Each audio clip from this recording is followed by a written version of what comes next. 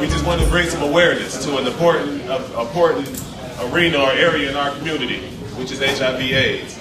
So we have esteemed panelists here. They're going to get an opportunity to share their story, give you some information, and then have some time to answer questions. I have a personal context with HIV. Back in 2003, I was diagnosed with HIV. I found out on December the 9th.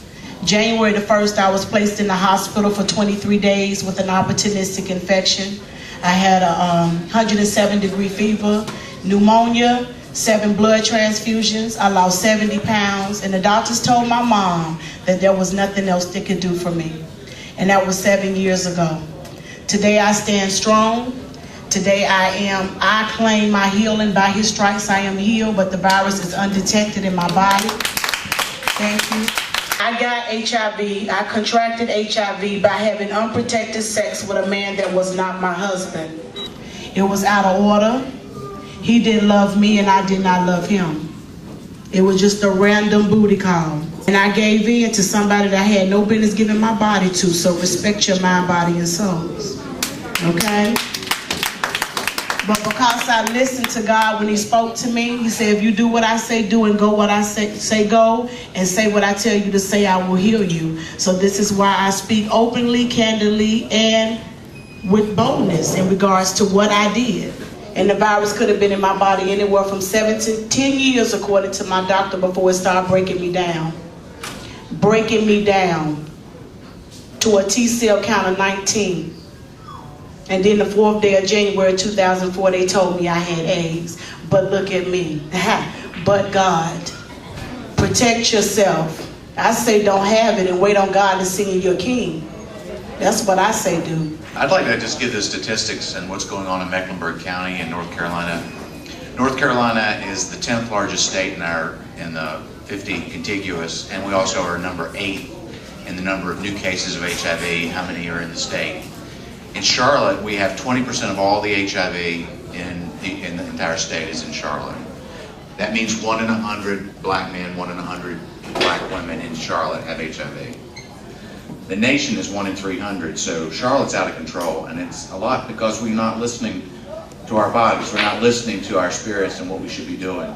Safe sex is certainly the only way to prevent this other than abstaining, and most of us know, especially over half of all new cases are under 25, and I know when I was under 25, I was just a hormone with tennis shoes. This disease is 100% preventable. Preventable. Prevention is the key. Know who you're sleeping with. Know your status. If you're entering into a new relationship, before you decide to engage in any sexual activity with that individual, I encourage you to go get tested. Get the results and show each other the results.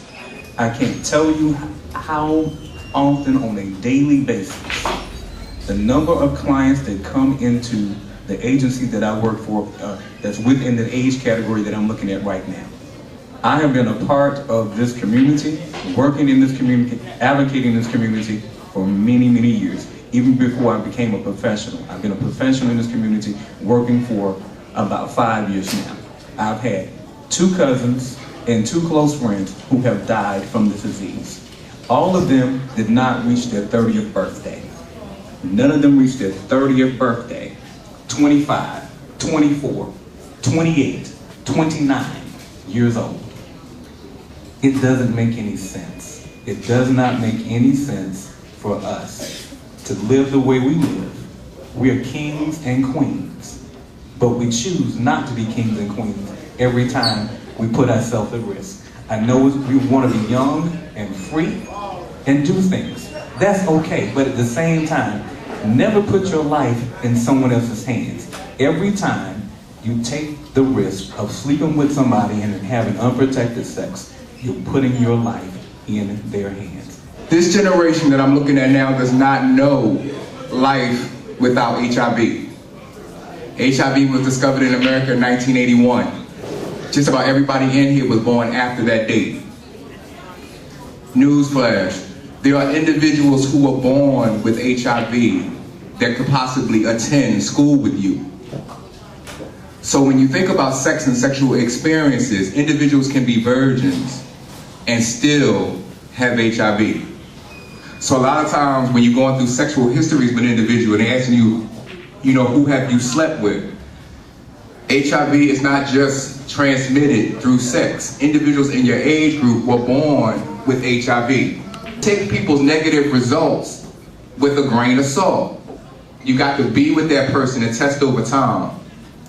Because having unprotected sex is a very, very important decision that we take very, very lightly.